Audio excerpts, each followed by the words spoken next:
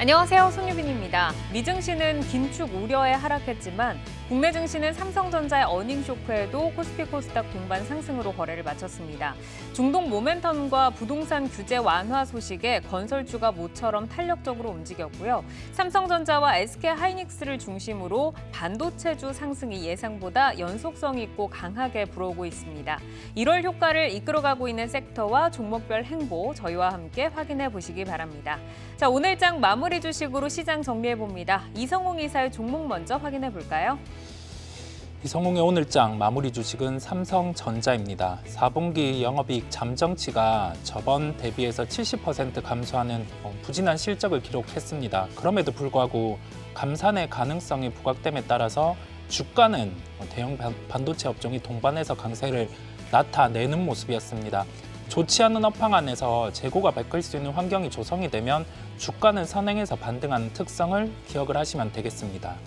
네, 어닝 쇼크에 오늘 주가가 조금 우려가 됐는데 잘 방어를 하면서 거래를 마쳤습니다. 자, 이어서 김병수 PB의 오늘장 마무리 주식은요? 네, 김병수의 오늘장 마무리 주식은 KB금융입니다. KB금융을 비롯해서 금융업종이 오늘 강세를 많이 보였는데요. 배당이 분기로 받게 되는 주주 친화 정책이 나오기 시작했습니다. 연초에 주가가 약세에서 벗어나는 모습을 보이게 되었고 분기별 배당의 장기 투자자가 증가할 것이라는 전망까지 나오게 되면서 수급 흐름을 주목하실 필요가 있다라고 말씀을 드려보고 싶습니다. 추가로 정부의 부동산 대출 규제 완화 이야기도 나오고 있기 때문에 KB금융을 비롯한 은행업종 그리고 금융업종도 한번 살펴보시면 좋지 않을까라고 생각을 하고 있습니다.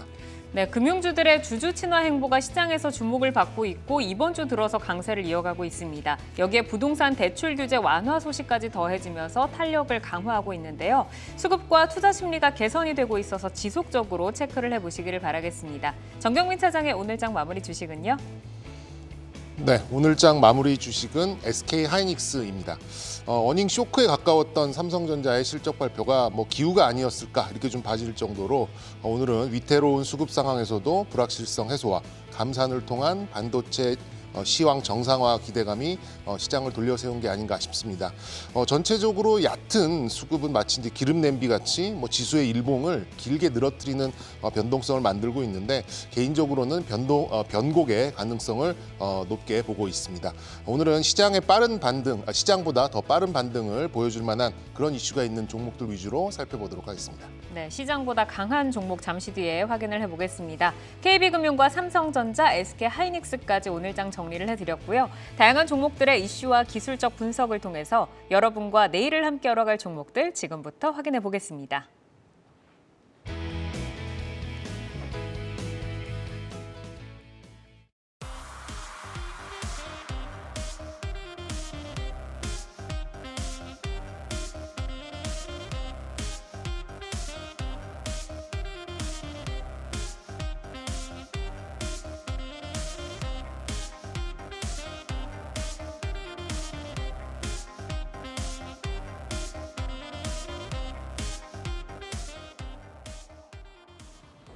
이슈를 통해 성장주와 주도주를 찾아보는 종목인 이슈. 오늘은 9일부터 열리는 JP모건 헬스케어 컨퍼런스에 주목받는 제약과 바이오주, 4분기 실적 우려가 확산되고 있는 LG에너지솔루션 확인을 해보겠습니다.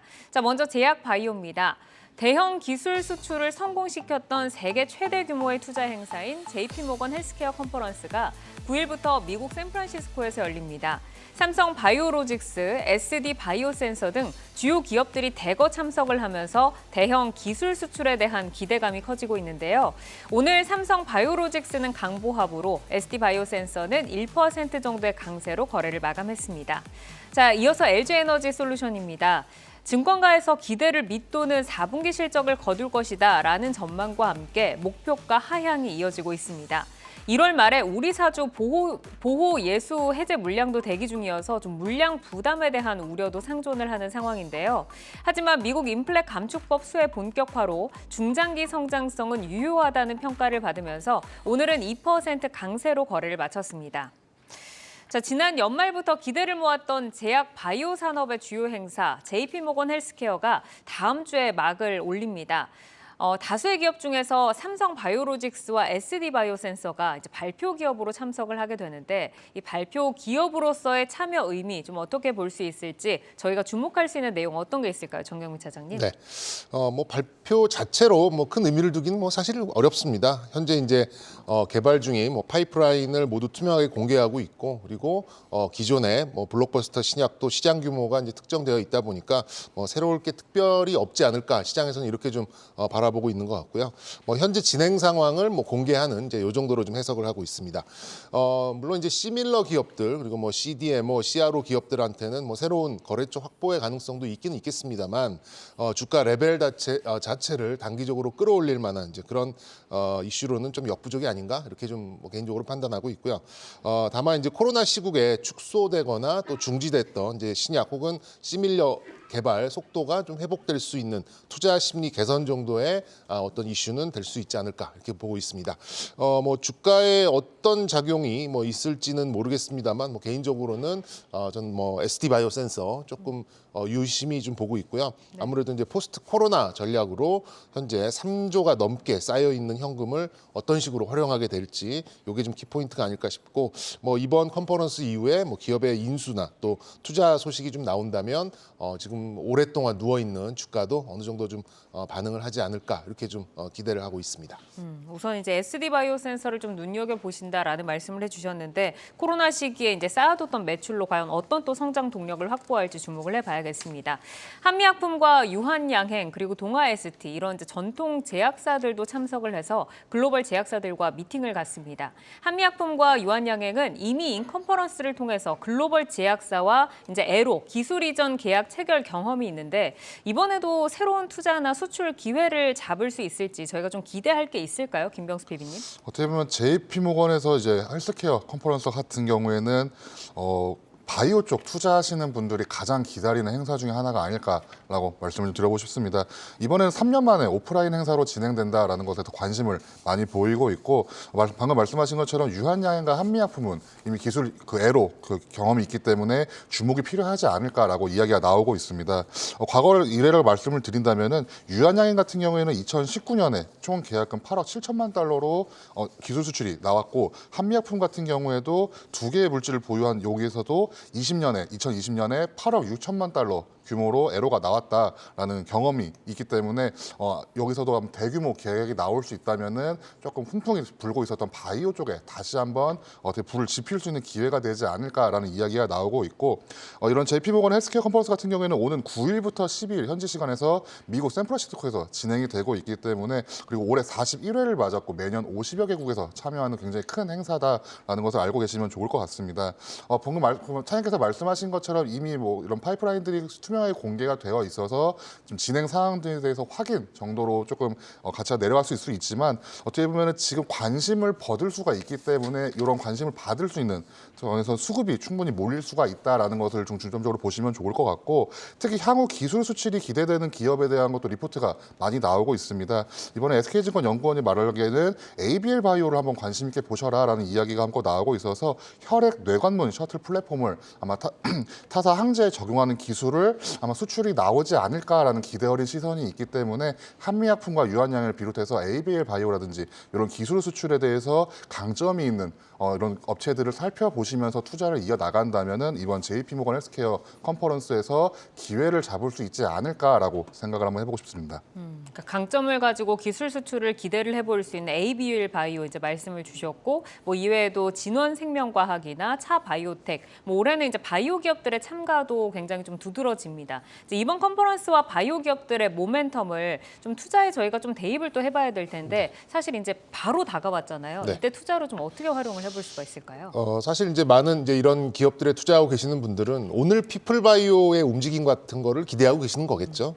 대부분의 이제 신약 개발 기업들은 이제 자체적인 임상이 아닙니다. 그러니까 병용 투여를 통해서 기존의 이제 신약 후보 물질의 효과를 높이는 그런 좀 방향과 전략으로 좀 가고 있다 보니까 새로운 후보 물질과의 결합을 위한 뭐 기술 수출 정도를 기대해 볼 수가 있는데 최근에 이제 레고캠 바이오가 1조 단위의 뭐 최대 금액입니다만 조 단위의 기술 수출을 했음에도 불구하고 주가가 그 밑으로 좀 내려온 상황이거든요. 거기에 따라서 좀 뭐 한정적이고 좀 아쉽다 뭐 이런 생각이 좀 들고는 있는데 뭐 말씀드린 대로 컨퍼런스를 한다는 자체에 뭐 큰 의미를 하기보다는 과거에 있었던 어떤 잔상에 대한 이제 그런 반응이 아닌가 싶습니다. 그러니까 뭔가 빅파마와 조단위 기술 수출이 나와서 뭐 관련된 기업들이 뭐 상한가를 가고 비슷한 적용증이나 아니면 임상 레벨을 가지고 있는 이제 이런 종목들이 이제 덩달아서 좀 강세가 나오기를 좀 기다리고 있는 이제 그런 심리라고 볼 수가 있겠는데 이제 뭐 아까 말씀드린 대로 레오캠 바이오를 보더라도 휘발성이 조금 강할 수 있고 단기적으로 셀온 뉴스가 되는 이제 그런 차익 실현이 나올 수 있어서 저는 뭐 단기적으로 이 헬스케어 컨퍼런스만 바라보고 투자를 하신다기보다는 전체적으로 바이오가 힘을 쓰기가 좀 어려운 이제 그런 시황이다 보니까 단기 모멘텀 플레이보다는 선호하는 기업의 임상 단계를 살펴보고 긴 호흡에서 좀 접근하시는 게 어떨까라는 생각이 들고요. 개인적으로는 김병수 PB도 뭐 짚어주셨습니다만 뭐 ABL 바이오 같이 이중항체 관련된 기업들이 이제 좀 임상의 결과를 어느 정도는 의미 있게 데이터를 발표할 가능성이 좀 있기 때문에 이중항체 관련된 종목들 위주로 보셨으면 좋겠습니다. 네, 그렇죠. 이제 이미 뭐 좀 올라와 있었던 부분들을 오히려 또 세론으로 뺄 수도 있기 때문에 이제 어쨌든 기업의 그 내용에 좀 집중을 하고 보자라고 말씀을 주셨습니다. 자, 그러면 이제 바이오의 대장주 셀트리온을 또 한번 좀 짚어볼 텐데 셀트리온 같은 경우는 연구 개발에 집중을 하겠다라고 하면서 이번 행사에는 불참을 하기로 이제 밝혔습니다. 주력 제품인 램시마가 10여 년 만에 글로벌 100개국 허가 획득에 성공을 했고 항암 바이오시밀러 베그젤마의 판매국도 35개국으로 늘었다는 소식이 전해지면서 현재 주가는 그래도 3일 연속 빨간불로 마감을 했습니다. 제가 그래도라고 붙인 부분이 사실 너무 많이 빠졌잖아요. 그래서 탄력적인 면에서는 아직만이 좀 부족한 흐름인데 언제쯤 그 셀트리온의 탄력적인 행보를 기대를 해볼 수 있을지 김병수 PB님 어떻게 보실까요? 그러면 셀트리온 같은 경우에도 조금 마음이 아픈 종목 중에 하나다라고 말씀을 드려보고 싶은데 방금 말씀하신 것처럼 주력 제품인 램시마가 이제 100개국, 이제 10년 만에 글로벌 100개국에서 허가를 획득했다라는 좋은 기사가 함께 나오게 되었고 추가로 항암 바이오시밀러 베그셀마의 판매국도 35개국으로 늘었다라는 이야기가 나오고 있습니다. 먼저 램시마를 좀 말씀을 드린다면은 램시마가 속한 이제 종양 괴사인자라고 표현이 되고 있는데 이 시장 규모가 76조 원에 육박한다라는 긍정적인 이야기가 나오고 있습니다. 이 중에서 유럽에 대한 그 셀트리온 쪽에서 점유율이 한 53%가량이 나오고 있기 때문에 어떻게 보면은 지금 잘 판매가 들어가고 있다라고 요약을 좀 드려보고 싶고 베그젤마 같은 경우에도 35개국의 판매 허가를 획득했다라는 이야기가 나오고 있습니다. 베그젤마 같은 경우에도 글로벌 시장 규모가 8조에 육박하고 있고 북미에서 44% 수준으로 유지가 되고 있기 때문에 셀트리온의 성장 가능성도 살펴보시면 좋을 것 같다라고 말씀을 드려보고 싶은데 어떻게 보면 주가가 다시 한번 회복을 할 수 있을까? 셀트리온이 주가가 많이 올랐던 시절까지도 다시 올라갈 수 있을까라는 점을 주목해서 말씀을 좀 드린다면은 휴미라라는 바이오시밀러 의약품이 있습니다. 유플라이마라는 그 약인데 미국의 사보험에 대한 선호약품 목록 등재 여부가 중요하다라는 리포트가 함께 나오게 됐습니다. 이번에 셀트리온이 안정적인 실적 성장은 예상할 수가 있지만 유플라이마의 이제 미국 사보험 등재가 굉장히 중요한 안건 중에 하나다라는 이야기가 나오고 있는데 처방약 급여 관리업체라고 표현하고 있는데 여기서 선호약품에 득책이 된다면은 대략 한 20%에서 30%까지의 점유율을 확보할 수 있을 것이다라는 전망이 있기 때문에 이 사보험 선호약품 등재도 좀 중요한 안건 중에 하나가 아닐까라고 말씀을 드려보고 싶고 주가의 하락은 어떻게 보면 금리 인상에 대해서 바이오 쪽 또는 제약 업종에 대해서 금리 인상에 대한 어떻게 보면 악재로 보실 수가 있습니다. 그렇기 때문에 조금 주가가 많이 빠지는 모습을 보였지만 앞으로 올해 연말 그리고 내년 초까지도 이어지는 이런 안정적인 그런 매출과 함께 나올 수 있는 이런 기술 같은 게 나온다면은 관심 있게 보셔야 하는 게 바이오와 제약이 아닐까. 그리고 특히 셀트리온도 많이 빠져 있기 때문에 살펴보시면 좋지 않을까라고 좀 말씀을 드려보고 싶습니다. 네, 유플라이마가 이제 선호 의약품으로 등록이 되어서 점유율을 20%까지 늘려갈 수 있는 가능성도 좀 모멘텀이 있을 수 있다라고 말씀을 해주셨습니다. 이제 방금 뭐 매출, 실적을 짚어주셨으니까 실적을 한번 또 여쭤보고 가겠습니다. 오늘 삼성전자가 4분기 잠정치 실적을 발표를 하면서 이제 4분기 실적 시즌의 본격 개막을 알렸습니다. 제약 바이오의 4분기 성적표를 좀 어떻게 전망을 하시는지 그리고 현 시점에서 우리가 주목할 모멘텀 또 유망하게 보시는 기업 어디 있을까요, 차장님? 네. 실적은 뭐 특별할 건 없을 걸로 이렇게 좀 보입니다. 뭐 대부분 이제 시장의 시각이 지금 시선이 뭐 이 코로나 재확산의 이제 감기약 쪽으로 좀 많이 쏠려 있다 보니까 뭐 기존 제약사나 뭐 시밀러 관련된 그런 종목들도 뭐 예년 수준에서 크게 벗어나지는 않을 정도 이렇게 좀 보고 있고요. 지금 뭐 레포트는 삼성바이오로직스가 뭐 가이던스를 충족하는 수준 정도는 나올 것이다 이렇게 좀 예상이 되고 있어서 뭐 대형주 중에서는 뭐 주가 레벨이 좀 유지될 수 있는 차트로 보더라도 그냥 200일선 주변에서 오르다가 빠지다 계속해서 좀 출렁출렁되는 이제 그런 흐름으로 흘러갈 가능성이 좀 높아서 일단은 실적이 만들어주는 이제 그런 모멘텀은 쉽지 않다. 뭐 보시다시피 이제 이 중간에 있는 선이 200일선이거든요. 여기서 이제 위아래로 이제 움직이는 그런 흐름을 뭐 지속적으로 보일 가능성이 높아서 저는 이제 요 가격을 이제 중심으로 해가지고 이제 박스 하단에서는 매수를 하고 박스 상단에서 매도를 하는 좀 단순한 시각으로 보셔도 좀 좋겠다. 뭐 좀 말씀드리고 싶고요. 개인적으로는 이번에 이제 참여한 기업 중에서 제약사는 아닙니다만 루닛이라는 이제 종목이 있습니다. 뭐 제가 이제 저번에 내여주로도 좀 소개를 해드린 종목인데 뭐 의료기기와 AI 또 신약 개발까지 연결이 가능한 이제 기술이 좀 있고요. 현재 좀 해외 확장적인 진출이 활발하게 좀 일어나는 걸로 좀 알고는 있습니다. 그래서 뭐 물론 이제 비즈니스 미팅 정도의 참여 기업으로 좀 볼 수는 있겠습니다만 개인적으로는 좋은 쇼케이스가 될 수 있겠다라고 좀 볼 수 있어서 뭐 해외 매출 확대에 좋은 기회를 좀 잡아가지 않을까라는 생각이 들고요.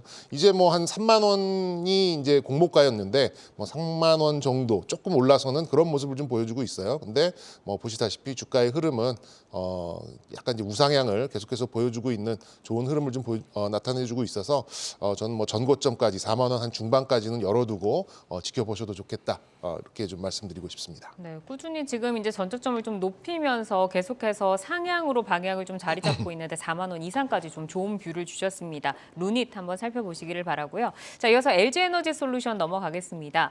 4분기 실적 부진 전망에 목표가 하향이 이어지고 있습니다. 주가도 지난 한 달간 무려 20% 넘게 하락을 했는데 테슬라가 또 앞단에서 좀 급락을 하다 보니까 2차 전지 전체적으로 투자 심리가 좀 좋지 않은 상황이고 영업이익 전망치를 보면 전분기 대비 감소했지만 전년 대비했을 때는 또 상승한 수치입니다.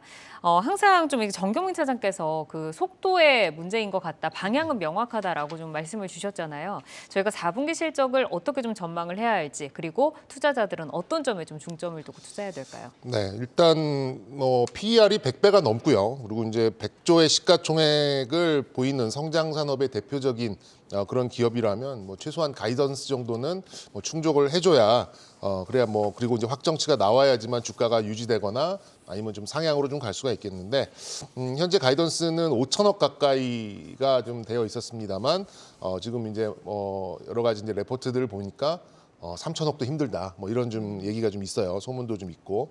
뭐 근데 저의 결론은 뭐 지금처럼 뭐 40만 원대 초반 국면이라면 크게 부담은 없다. 가격 메리트가 조금씩 생겨가고 있다. 이렇게 좀 보고는 있고요. 빠른 매매를 하는 투자자가 아니라면 저는 뭐 LG 에너지 솔루션을 필두로 뭐 셀 업체나 양극재 업체들은 여기에 대한 비중은 조금씩 늘려가셔도 좋겠다. 먼저 이렇게 결론을 좀 드리도록 하겠고 사실 이제 작년 하반기 같은 그런 속도를 기대하기는 굉장히 어렵습니다. 올해는 아무래도 이제 비용이 많이 좀 나가야 되고 계속해서 확장을 하고 증설을 하고 이런 부분이기 때문에 지금은 어떤 이제 수치를 좀 나타내는 이제 그런 속도를 내기보다는 이제 어느 정도 이 긴 시간 동안 계약을 가져가고 또 여러 이제 그 합종 연행을 통해서 향후의 미래 가치를 어느 정도 충족할 수 있는가를 좀 보는 시기이기 때문에 올해는 작년처럼 그런 속도감보다는 좀 얕은 방향성 위주로 좀 보시는 게 맞지 않나 싶습니다. 그러니까 이제 영업이익 같은 경우도 시장에서 지금 기대하는 컨센보다는 조금 더 하회할 것이라는 소문도 좀 돌고 있다라는 말씀이신데 저희 차트와 함께 좀 가격적인 전략을 좀 더 들어볼 수 있을까요? 네, LG 에너지 솔루션은 일단 뭐 작년 말에 뭐 크게 올랐었던 부분은 이미 다 이제 뭐 속된 말로 이제 개워낸 거죠. 뭐 이 한 3개월 정도 정말 좋은 랠리를 좀 보였다가 지금 이제 거의 다 제자리에 와 있는 그런 상황인데 아무래도 이제 이 부분까지 떨어져 있다라는 것은 실적적인 어떤 미스가 난 이제 그런 부분이 아닌가라는 생각이 들고요. 네. 이건 뭐 이 차트로 보더라도 뭐 떨어질 만큼은 떨어진 것 같아요. 그래서 저는 이제 40만 원 초반 특히나 40 지금 현재 44만 원 정도의 레벨인데 그 이하의 레벨로 온다 그러면 뭐 충분히 긴 호흡에서는 매수를 해보셔도 좀 좋지 않을까 이렇게 말씀드리고 싶습니다. 그러니까 그동안 보여줬던 그 탄력을 보여주지는 못하겠지만 그래도 방향은 명확하기 때문에 좀 긴 호흡으로 접근을 하자라고 말씀을 좀 주셨고, 미국 시장 확대를 위한 전략은 지금 순조롭게 진행이 되고 있습니다. 미국 IRA 본격 시행에 따라서 최대 수혜주로 꼽히고 있는데 어느 정도의 캐파 확대가 예상이 되는지, 그리고 이익 규모 측면에서는 어느 정도의 레벨업을 좀 기대할 수 있는지 김명수 PB께 들어볼까요?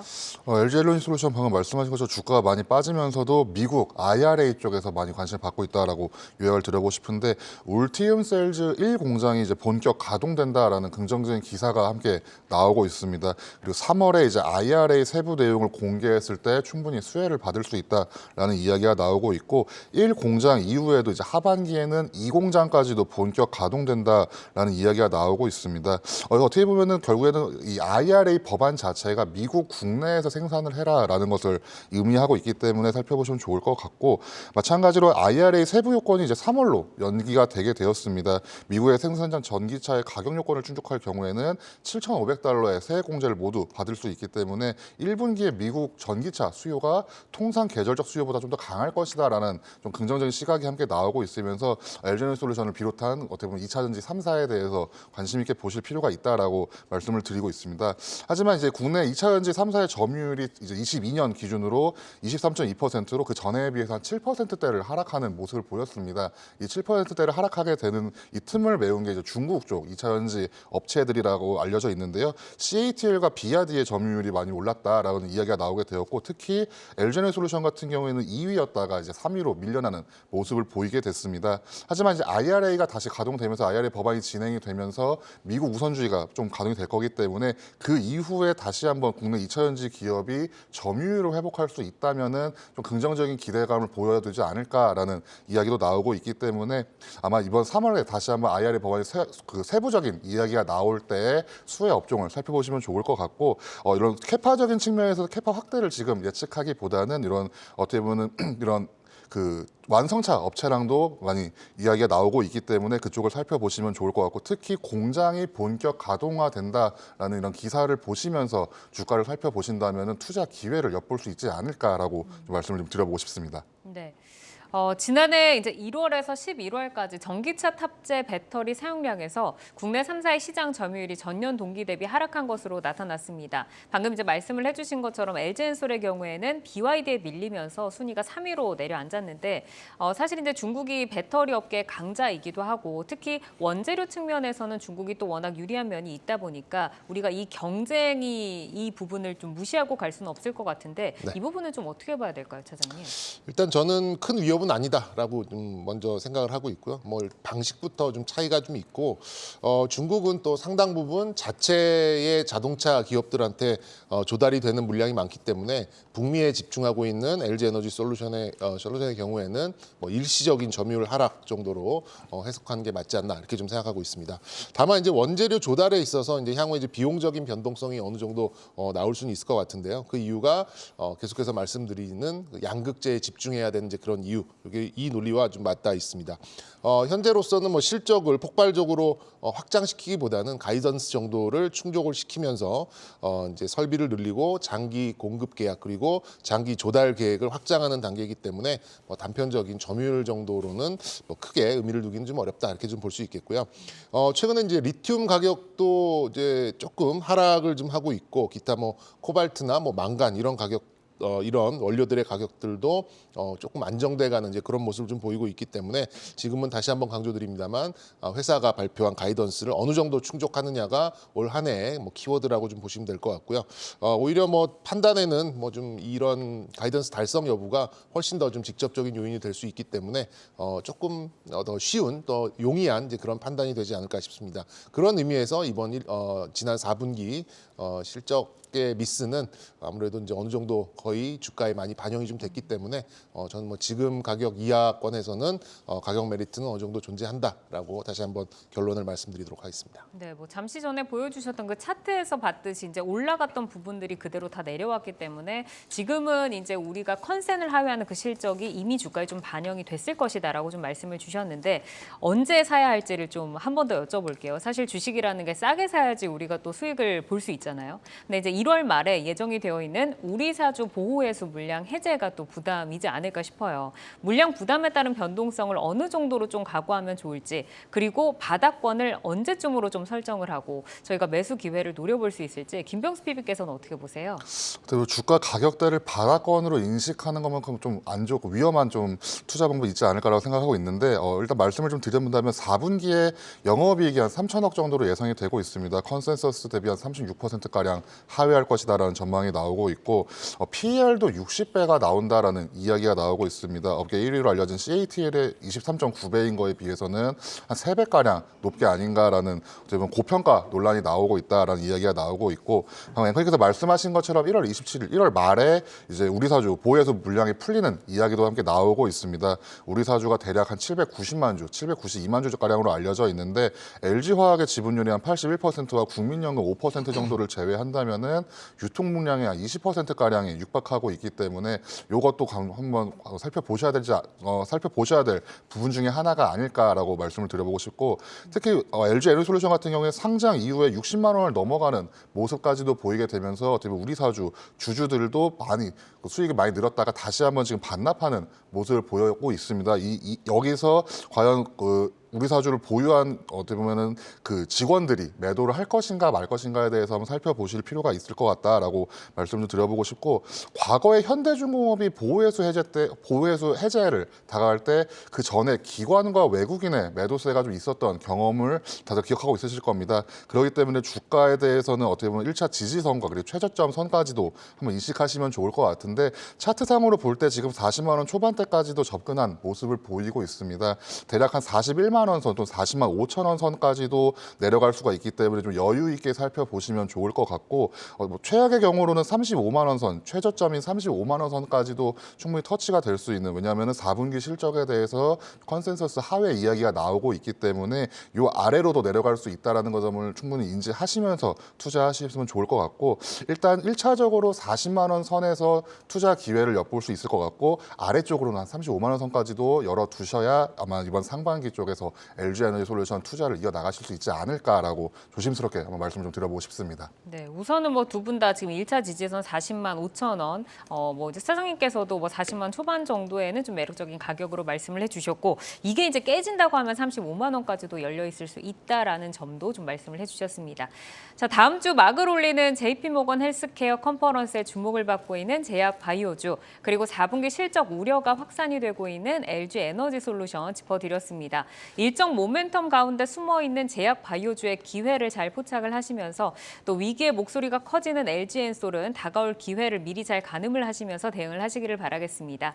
여러분은 지금 내 종목을 만나는 즐거움, 종목 맛집 투데이 한경 코리아마켓과 함께하고 계십니다.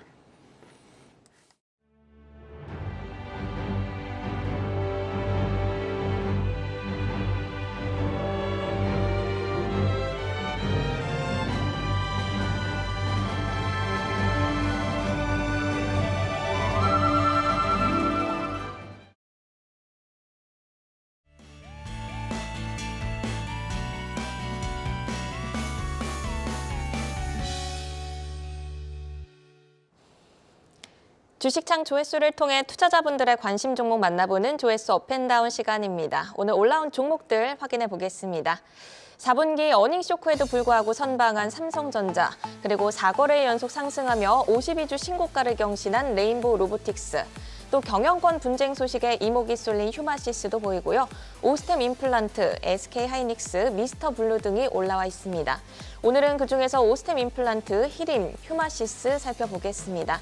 먼저 오스템 임플란트부터 보시죠. 대표 행동주의 펀드인 강성부 펀드가 지분을 추가로 매집했다는 소식에 오전까지 13만 5,700원을 찍었는데요.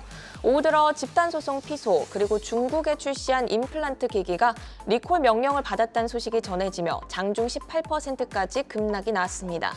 하지만 장 막판 하락폭을 만회하면서 오늘 주가 4% 하락으로 거래 마쳤습니다. 이어서 히림입니다. 아랍에미리트가 두바이 세계 3대 도시 도약을 위해 대규모 투자 발표를 선언하면서 두바이 수주 이력이 부각되며 주목을 받고 있습니다. 어제 상한가에 이어서 오늘도 상승을 이어갔는데요. 오늘 주가 살펴보시면 3% 상승으로 거래를 마쳤습니다. 이어서 휴마시스 보시죠. 경영권 분쟁 소식이 단기 상승 동력으로 작용하고 있는데요. 공격적인 주식 매입 가능성, 또 경영 환경 개선 기대감이 제기되고 있습니다. 3거래 연속 상승하며 오늘도 6% 넘는 빨간불을 지켜냈습니다. 네, 그럼 먼저 오스템 임플란트부터 이성홍 이사님과 얘기 나눠보겠습니다. 강성부 펀드가 지분 확대 소식이 긍정적으로 작용을 했는데 집단 소송 피소 그리고 중국 출시기기 리콜 소식에 오늘 급락이 나왔습니다. 새로 불거진 악재들 어디까지 저희가 파장을 예상해 볼 수 있을까요? 우선 중국 쪽에서 리콜이 현실화되게 되면은 주가에는 당연히 부정적입니다. 왜냐하면 그만큼의 실적이 빠지게 되고 그러면은 지금 잡혀있던 예상 실적 같은 경우가 전면 수정이 돼야 되다 보니까 이런 요인으로 인해서 장중에 한 18% 정도 변동성을 확대를 했었어요. 그런데 이 기사 같은 경우에 세부 내용 같은 경우는 리콜이 거의 확정되었다는 식의 기사가 나왔었습니다. 그런데 현실은 그 코보 쪽의 제품 이게 OEM으로 들어가는데 우리가 여기에서 알 수 있는 점은 기재를 해야 되는 거죠. 제품이 나갈 때 실제 회전수 부분과 함께 대입을 해야 될 게 기존 매뉴얼의 회전수인데 이 부분이 일치가 되지 않다 보니까 이 부분을 수정을 해야 되는 것이고요. 이 수정 같은 경우가 마무리되면 제품은 판매를 할 수 있습니다. 하지만 과징금이 나오게 되겠죠. 왜냐하면 기재 항목에 대한 부분을 좀 오기했다거나 하더라도 이 부분은 하나의 이슈가 될 수 있기 때문에 과징금은 약 5천만 원 정도가 예상이 되고 있어요. 그 정도의 이슈 정도로 마무리될 것으로 보이고 오늘 같은 경우는 좀 기사 같은 경우가 좀 퍼지면서 이런 주가의 변동성이 커진 것으로 보입니다. 여기에서 연결해서 생각을 할 수 있는 건 나머지 임플란트 업체 같은 경우도 주가의 변동성이 커졌어요. 그런데 이러한 요소 같은 경우가 하나의 과징금 이슈로 마무리된다고 하면은 나머지 임플란트 주식 같은 경우도 오늘의 변동성을 뒤로하고 제자리로 찾아갈 수 있는 요인이 존재를 하다 보니까 주가에 대한 관심을 가져야 되겠고요. 그다음에 그 임플란트 쪽 같은 경우는 지금 시장 점유율 이 부분을 수출에 대한 데이터로도 알 수 있고 우리가 월별 그다음에 월별 분기별 이런 데이터로 다 집계가 가능합니다. 데이터가 돌아선 상황이다 보니까 좀 주가의 변동성 측면이 아쉽기는 하지만 본업의 훼손은 나타나지 않고 있다는 점으로 결론 짓겠습니다. 네, 오늘 있던 급락에 대해서 설명을 해주셨습니다. 과징금 이슈로 마무리가 된다면 다시 반등은 올 것이기 때문에 관심을 가질 필요가 있다는 말씀이셨는데 말씀 주셨듯이 실적도 탄탄하고 특히 해외 수출 성장에 대한 기대도 큽니다. 이익 성장 모멘텀과 향후 주가 전망까지 듣고 가겠습니다. 우리가 임플란트 부분은 가격 경쟁력을 가지고 접근을 한다라고 하기보다는 시장 점유율을 늘러가는 단계 그만큼의 기기가 나가 있는 상황 안에서 그 기기 같은 경우가 이제는 이익을 창출할 수 있는 그 특정 매출 허들을 넘어서면 실적 같은 경우는 자연스럽게 발생을 하게 됩니다. 그 구조를 스템 임플란트라든지 덴티움, 기타, 레이 이런 업체들 다 케이스는 다르지만 갖추고 있는 상황이고요. 중국 시장 같은 경우도 이제는 더 열려준다고 하면은 플러스 알파 요인이 충분한 것으로 보입니다. 우리가 그 점을 기억을 하면서 대응을 하시면 되겠습니다. 네, 차트상으로도 한번 살펴주실까요? 네, 차트를 통해서 한번 살펴보면 오늘의 가격 흐름 같은 경우가 변동성이 상당히 큰 모습을 우리가 확인을 할 수 있었어요.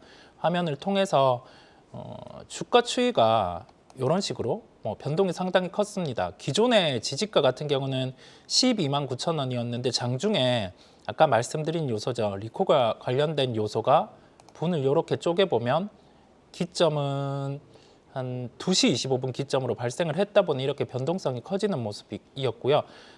이 시간 사이에 다시금 기사 같은 경우가 수정되기도 하고 관련된 기기와 관련된 부분이 구체적으로 나오면서 주가는 밑꼬리를 이렇게 다는 모습입니다.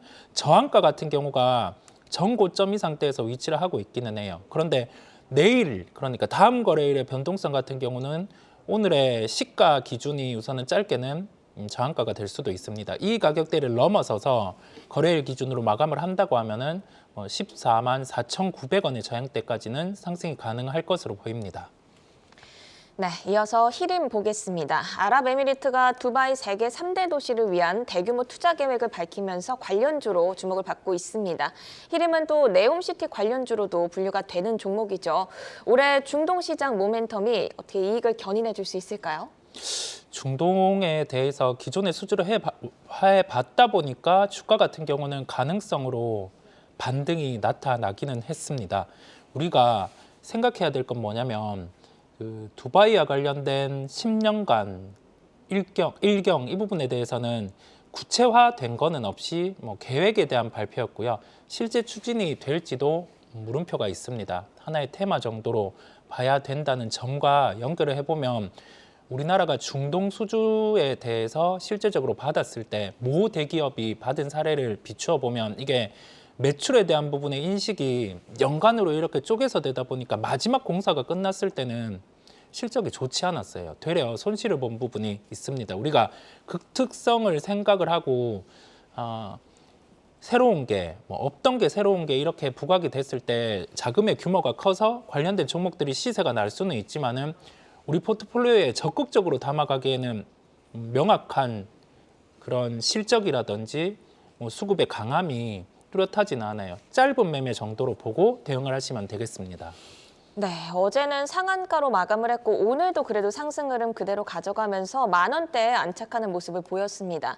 그러면 현 시점에서 수급상 어떤 거를 좀 경계하면 좋을지 그리고 추가 상승 여력은 어느 정도로 보시는지 차트와 함께 들어보겠습니다. 네, 차트를 통해서 한번 살펴보면 11월 4일에 주가의 고점을 형성을 하고 나서 조정 같은 경우가 그 뒤로는 모멘텀이 소멸이 됐었죠. 네옴시티 모멘텀이 소멸이 되다 보니까 큰 반등 없이 이렇게 주가는 제자리를 찾아가는 모습이었고 뒤이어서 네옴시티 뒤이어서 이제 두바이와 관련된 부분 하나의 가능성 부각이 되면서 주가는 좀 반등세가 강하기는 했습니다. 하지만 수급적으로 봤을 때 우리가 여기에서 신용 비중의 증가가 나타난다고 하면은 주가의 변동성은 커질 수 있겠고요. 그다음에 미수 그런 부분까지 체크를 해볼 필요가 있는 구간이라고 하겠습니다. 가격대 같은 경우는 저항가는 12,400원대에 위치를 하고 있어요. 지금 가격대 대비해서는 한 10% 이상의 상승을 했을 때 저항이 위치하고 있기 때문에 거래가 추가로 어떻게 형성이 되는지 다음 거래일 같은 경우는 한 1,500만 주 이상 거래가 터져준다면 12,000원대에 시도를 할 가능성은 높겠고요. 지지가는 8,600원에 위치를 하고 있습니다. 이 가격 같은 경우는 거래가 다시 줄어들고 모멘텀이 소멸된다고 하면은 도달할 수 있는 가격이기 때문에 이 가격대를 체크하고 살펴보시면 되겠습니다.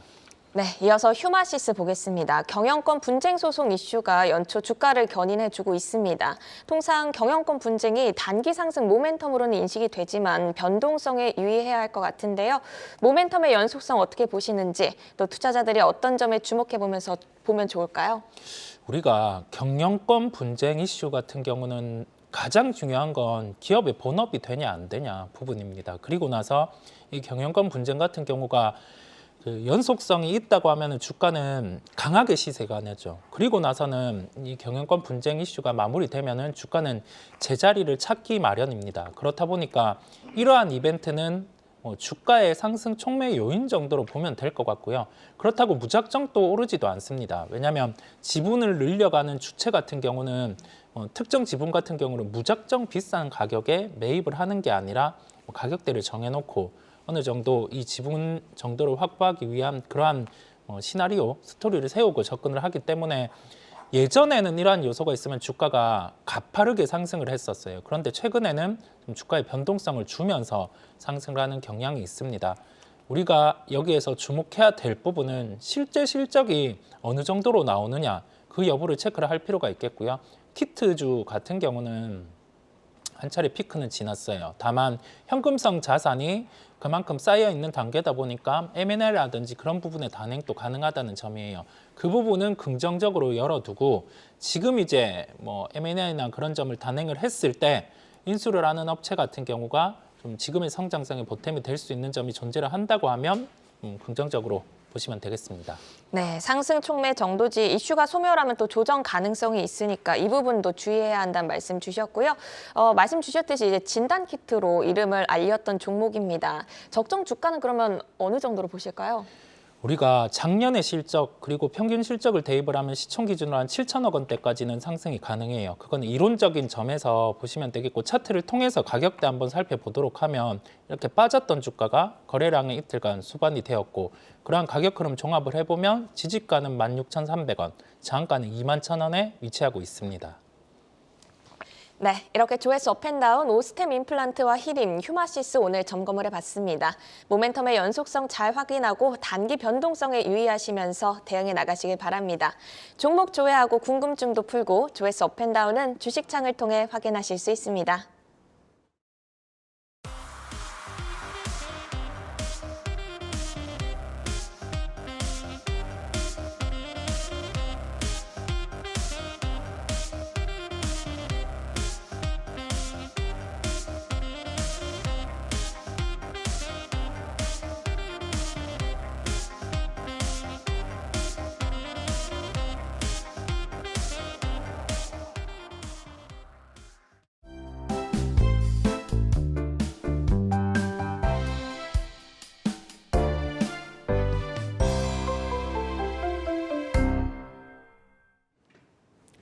오늘 시장에서 울고 웃었던 다양한 종목 이슈들 만나봤습니다. 많은 종목들 가운데 내일을 여는 유망주는 어떤 종목이 될지 전문가 세 분이 가지고 오신 내여주 하나하나 내용 들어보도록 하겠습니다. 자, 첫 번째 종목으로 정경민 차장께서 가지고 오신 원택을 한번 살펴볼 텐데 올리지오로 워낙 요즘에 또 선풍적인 인기를 끌고 있죠. 북미 시장 진출로 올해 실적 성장이 기대가 되고 있다고 합니다. 주력 제품의 강점 그리고 이익 성장 추이부터 한번 여쭤볼까요? 네, 뭐 저의 의료 미용기기 그 편애의 거의 마지막 단계인 이제 종목으로 볼 수 있겠고요. 뭐 레이저와 이제 고주파 뭐 이런 쪽 수술기와 의료기기 전문 기업이고 뭐 대표 제품으로는 앵커께서 짚어주신 대로 올리지오. 근데 이제 이 올리지오가 최근에 이제 블록버스터급으로 대히트를 좀 치면서 빠른 이제 매출 성장을 좀 보이고 있고요. 그리고 이제 뭐 그동안 작년, 재작년 또 이제 올해까지 기계 매출이 좀 일어난다라고 하면 이제 본격적인 소모품 매출로 이어질 가능성이 높기 때문에 올해는 한 100% 정도 이익단이 성장할 걸로 이렇게 좀 예상을 하고 있습니다. 뭐 울세라, 슈링크, 리쥬란과 함께 이제 뭐 4대 블록버스터로 좀 인식이 되고 있는데요. 미용의 이런 계절적 성수기 또 이제 실적 모멘텀 이 두 가지가 지수의 정체기 같은 요즘 시기에는 좀 어울리는 이제 그런 종목이 아닐까 싶습니다. 주력 올리지오가 이제 미국의 FDA 승인을 지금 이제 받았기 때문에 뭐 남미나 뭐 중동 외에 뭐 계절적 성수기가 없는 북미 시장으로 좀 진출을 했기 때문에 저는 매출 확대 좀 빠르게 나타날 가능성이 높다라고 봐지고요. 역시 이런 미용 의료기기의 특징은 영업이익률이 좋다라는 거죠. 40%에 달하는 이제 막강한 고마진 구조에서 높은 멀티플도 적용할 수 있기 때문에 밸류 매력도 뭐 저는 상당히 있다 이렇게 좀 보고 있습니다. 작년 3분기까지 누적 영업이익이 170억이 좀 넘어섰어요. 이게 이제 2021년 실적을 전체 실적을 이제 2배 이상을 3분기 동안 누적적으로 좀 이뤄낸 이제 그런 성과가 좀 있었고 일단 올해에는 한 350억 정도 전후한 그런 실적을 좀 감안을 해봤을 때 물론 이제 바닥 대비 좀 많이 올라오긴 했습니다만 현재 주가는 좀 매력적인 구간이라고 봐지고요. 뭐 이렇게 올라가다 이제 우리가 뭐 조정 나올 때 한번 매수를 해보는 게 어떨까요? 뭐 이런 말씀은 많이 드립니다만 또 조정이 나오면 안 사게 되거든요. 근데 저는 원택 같은 경우에는 이번 조정이 매수에 아주 좀 적기가 아닐까 이렇게 좀 판단하고 있습니다. 그러니까 많이 올라갔다가 지금 좀 조정을 받았는데 이 구간이 이제 매력적인 부분이 왔다라고 말씀을 해주셨네요. 차트와 함께 설명 들어볼까요? 네, 이 종목은 지난 6월달에 이제 스펙하고 합병을 하면서 약간 홍보 효과가 좀 되지는 못했어요. 그래서 주가가 굉장히 오랫동안 이제 밑에 쳐져 있다가 역시 이제 실적이 바탕이 되면서 작년 10월부터 지금 거의 100%에 가까운 그런 좀 주가 상승을 좀 보여줬었는데 네. 고점 대비 어느 정도 좀 조정을 좀 받은 것 같아요. 그래서 개인적으로는 3,900원, 4,000원 뭐 이 선을 크게 이탈하지는 않을 것 같다라는 생각이 들어서 손절은 한 3,800원 정도 잡으시면 될 것 같고요. 올해 가이던스 대비 뭐 멀티플 적정 평균 멀티플을 좀 적용해 본다면 한 6,000원까지는 열어놓고 보셔도 한번 욕심을 내보셔도 좋을 만한 그런 종목이다라고 말씀드릴 수 있겠습니다. 네, 손절은 조금 짧게 그리고 위로 열려 있는 업은 조금 길게 봐주셨습니다. 6,000원까지도 좀 롱텀으로 좀 긍정적인 의견을 주셨고요. 자, 이어서 김병수 PB의 종목 확인해 보겠습니다. KTNG를 가지고 오셨는데 최근에 그 수급을 좀 보면 KTNG 아무래도 외국인의 러브콜이 좀 뜨겁더라고요. 지금 이제 모멘텀이 어떤 것이 가장 좀 외국인들에게 어필을 하고 있는지 한번 스토리부터 들어볼까요? 어떻게 보면 KTNG는 좀 어떻게 보면 특이한 업체일 수도 있습니다. 담배에서 61%가량의 매출이 나오게 되고 건강기능식품에서 한 25%가량 매출이 나오게 됩니다. 어떻게 보면 인간 몸에 유해한 담배와 함께 건강기능식품까지도 함께 파는 회사다라고 알려져 있고 부동산도 한 9%가량 매출 구성이 되어 있기 때문에 자산 가치도 굉장히 있다라고 표현을 드리고 싶습니다. 마찬가지로 올해 이제 22년, 작년에 22년에 외인 순매수 탑10 종목에 들어갈 정도로 외인의 사랑을 많이 받게 되었고 대략 지금까지 현재까지 한 15영업일 정도를 외인 순매수가 계속 이어지고 있습니다. 아마 사업 성장성과 주주 환원 정책에 대해서 관심을 좀 표하는 게 아닐까라고 얘기를 하고 있고 이 주주 환원 정책에 대해서 조금 말씀을 좀 드려보고 싶은데 어떻게 보면 지금 향후 3년간 2조 7천억 규모의 주주 환원 정책이 나올 것이다라는 이야기가 함께 나오고 있습니다. 작년 12월에 1차로 이제 3,500억 원의 자사주 매입과 5,700억 정도의 배당을 실시하게 됐고 올해에도 이제 3,500억 이상을 자사주를 매입할 거고 배당금도 200원 이상 증액할 것이다라는 이야기가 함께 나오고 있으면서 주당 배당금을 대략 한 4,800원 정도로 생각하고 있고 배당 성향이 58%를 넘어가는 모습을 보일 것이다라는 이야기가 나오고 있습니다. 어떻게 보면 배당 성향도 높고 주주 환원 정책이 큰 이유는 매년 연간의 영업이익이 1조 원 이상을 기록할 정도로 계속 순항하고 있는 이런 매출과 영업이익이다라고 표현을 하고 있는데 이번에 작년 12월 말에 시가총액이 13조 원을 넘었다가 지금 좀 주가가 내려오게 되면서 대략 한 12조 원 이야기가 나오고 있는데 외국인 투자자도 계속 순매수가 이어지고 있고 특히 지난 10년간 한 해도 빠지지 않고 이 1조 클럽에 가입했다라는 이야기가 나오고 있습니다. 특히 또 매출액도 2년 연속으로 5조 원 이상 나오는 모습을 보이게 되었는데 어떻게 보면 여기서는 이제 릴이라고 표현되는 전자담배와 함께 나오고 있다라고 표현을 들어보고 싶습니다. 담배 이야기와 함께 건강기능식품 쪽에서도 좀 특이한 모습을 있기 때문에 좀 말씀을 드려보면은 건강기능식품에서도 브랜드 평판이 1위가 되었다라는 이야기가 나오고 있습니다. 정관장이라는 브랜드를 가지고 KGC 인삼공사가 건강식품 브랜드 평판에 1위가 나오게 되었고 인산 산업을 조금 보시면 좋을 것 같은데 매년 12% 이상 성장하고 있는 고성장 산업이다라는 리포트가 함께 나오고 있으면서 이야기가 나오고 있고 특히 작년에 조금 잡음이 있었던 게 KTNG 안에 있는 인삼공사죠. KGC 인삼공사를 분할할 필요가 있다라는 주주서원이 공개적으로 나오게 되면서 좀 관심을 보였다라고 이야기가 나오고 있고 올해 이제 23년에 어떻게 될지는 아직은 예측하기가 좀 어렵지만 이거에 대한 답변이 충분히 있을 것이다라는 이야기가 나오고 있습니다. KGC 인삼공사 같은 경우에는 만약에 분할해서 상장이 된다면은 기업 가치가 4조 원 이상을 예상한다라는 이야기가 나올 수 있을 정도로 어떻게 보면은 인삼 시장은 굉장히 좋은데 어떻게 담배 쪽이 조금 있기 때문에 관심 있게 보셔야 하지 않을까라는 이야기가 나오고 있고 특히 이 부분에서 좀 외국인 순매수가 이어지는 부분이 있지 않을까라고 예상을 하고 있습니다. 네, 지금 뭐 전자담배인 릴 그리고 인삼 산업도 봐야 되고 또 정관장 같은 경우는 뭐 중국인들 리오픈이랑도 좀 이어져 있는 것 같아요. 중국인들이 굉장히 많이 사랑하는 또 브랜드인데 지금 뭐 주가 보니까 121선에 걸려 있어요. 오늘 다행히 뭐 2%대 상승은 좀 그려냈는데 가격 어디까지 좀 열어두고 보실까요? 오늘 좀 성장이 조금 나오지 않았다면은 좀 매수를 좀 강하게 말씀을 좀 드렸으면 좋았을 것 같은데 오늘 좀 2%가량 오르는 모습을 보였습니다.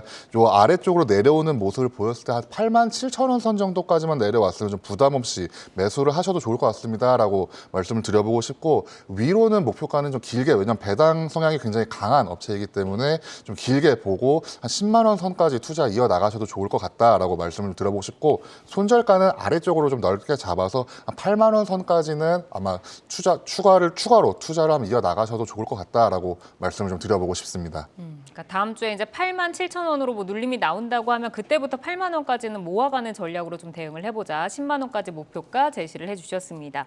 자, 이어서 이성홍 이사의 종목 포스코 홀딩스 보겠습니다. 오랜만에 다시 좀 등장을 한 종목인데 외국인이 다시 매수에 나서고 있고 연초에 이제 탄력적인 반등세가 지금 이어지고 있습니다. 사실 최근에 이제 리튬 가격이 빠지면서 조정 흐름을 좀 받았는데 이제 마무리되고 다시 올라갈 거다라고 보시는 걸까요?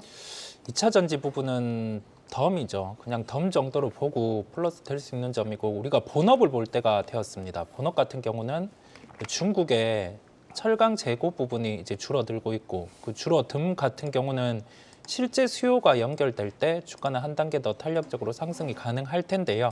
지금 중국 같은 경우는 리오프닝을 단행을 하고 있고 경기 부양과 관련된 지방의 소비 정책, 즉 소비 쿠폰을 발급을 하고 있습니다.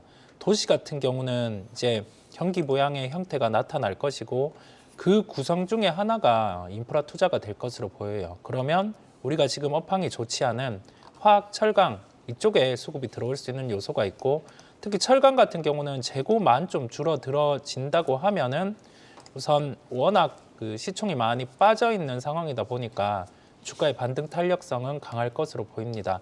반도체와는 좀 다른 성격을 가지고 있지만은 그 시크리컬 업종 같은 경우는 주가의 시작 같은 경우가 바닥에서 인프라 투자로 시작이 돼서 경기 회복까지 이어질 때 기본적으로 한 2~3배의 주가 상승이 나타나는 경우도 있습니다. 우리가 그 특성을 생각을 하고 포스코 홀딩스 같은 경우는 2차 전지 사업의 진행 같은 경우도 좋겠지만 지금은 본업에 대해서 체크를 한 번 더 해볼 필요가 있는 구간이라서 말씀을 드렸습니다. 그러면은 다시 뭐 30만 원 이상을 조금 뚫고 갈 수 있을지 궁금한데 네. 가격적인 전략은 어디까지 보실까요? 30만 원 이상 본업의 회복 같은 경우가 나타나면 뭐 기본적으로 가뿐한 가격이라고 말씀을 드릴 수 있겠습니다. 차트를 통해서 한번 살펴보면 우리가 철강에 대해서는 지금 자세하게 뭐 재고가 줄어드는 부분, 업황이 도는 부분에 대해서 확인을 하고는 있지 않는데 데이터는 이미 돌아섰어요. 돌아섰다 보니까 이런 가격대, 작년에 한 31만 원 근처의 가격대 같은 경우는 2차 전지 부분과 함께 반영이 된 가격대고 지금 시총 대비해서 본업에 대한 턴 이루어진다고 하면은 한 35만 원까지는 이론적으로 가능합니다. 그 정도의 시각을 열어두고 목표가 31만 원 같은 경우는 우선은 정고점 같은 경우는 무난하게 도달 가능하기에 말씀을 드리는 거고 손절가 같은 경우는 제가 24만 8천 원을 제시해 드렸는데 이 정도 가격 같은 경우는 아마 지금 재고 같은 경우가 줄어드는 부분이 더 늘어나거나 철강석 가격이 다시 꺾이거나 할 수 있는 부분이기 때문에 그때 지표 같은 경우를 체크하고 접근을 하시면 되겠습니다. 네, 우선은 이제 본업의 강세가 지속이 된다고 하면은 기존의 정고점이 31만 원은 무난하게 넘어설 수 있을 것이다라고 뷰를 주셨습니다. 자, 이어서 1월 2일에 정경민 차장께서 제시를 해주셨던 롯데정보통신 듣고 가겠습니다. 당시보다는 지금 상승을 했고요. 24,000원대에 좀 안착을 하는 분위기인데 우상향 계속 좀 기대를 해볼 수 있을까요? 사실 생각보다는 좀 이렇게 더디게 움직이는 것 같아요. 아무래도 이제 주가의 바닥권에서 좀 말씀을 드렸기 때문에 바닥은 확실한 이제 그런 흐름이 나오고 있고 그때도 말씀드렸던 것 같은데 악재가 나와도 빠지지 않는 이제 그런 자리만큼 또 바꿔서 생각하면은 좀 호재가 없다라고 생각이 듭니다. 말씀드렸듯이 모빌리티를 비롯해서 여러 가지 그런 자율주행과 관련된 이제 그런 사업이 계속해서 진행 중이기 때문에 한번 좀 길게 놓고 좀 보셨으면 좋겠어요. 그래서 제가 제시했던 한 28,000원 선 정도까지는 네. 어렵지 않게 좀 목표가로 갈 수 있지 않을까 이렇게 기대해 보도록 하겠습니다. 네, 지금 뭐 상승과 하락을 조금 어지럽게 오가고 있는데 목표가를 제시를 해주신 28,000원까지 홀딩 전략 주셨습니다. 공부해 보시기를 바라겠고요. 투데이 안경 코리아마켓 내일을 여는 유망주, 오늘은 정경민 차장의 원택, 김병수 PB KTNG, 그리고 이성웅 이사의 포스코홀딩스까지 소개를 해드렸습니다. 투데이 안경 코리아마켓 방송이 끝난 뒤에도 유튜브에 내어주 검색하시면 다시 보실 수 있습니다. 다시 한번 보시면서 포트 전략 잘 세워보시기를 바라겠습니다. 오늘은 정경민 IBK투자증권 판교 WM센터 차장, 김병수 DB금융투자 잠실지점 PB, 이성훈 글론파트너스 이사와 함께했습니다. 세 분 좋은 말씀 고맙습니다.